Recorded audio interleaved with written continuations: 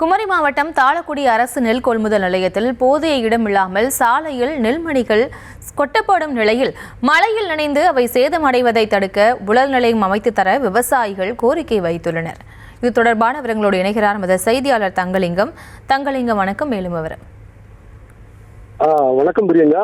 கன்னியாகுமரி மாவட்டம் தோவாளை வட்டம் தாளக்குடி பேரூராட்சிக்குட்பட்ட பகுதிகளில் ஆயிரக்கணக்கான ஏக்கரில் விவசாயிகள் நெல் பயிர்களை விவசாயம் செய்து வருகின்றனர்.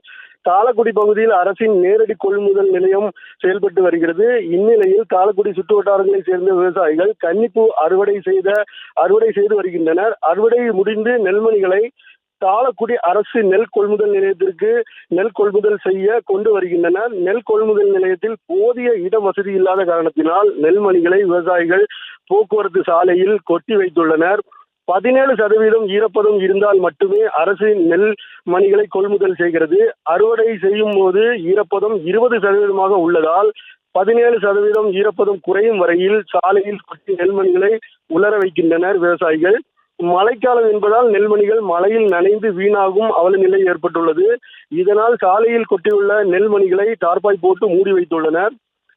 இதனால் வாரக்கணக்காக நெல்மணிகள் ஈரப்பதம் குறையாமல் உள்ளது. இதனால் விவசாயிகள் அறுவடை செய்த நெல்மணிகளை கொள்முதல் செய்ய முடியாத சூழ்நிலை உருவாகிறது.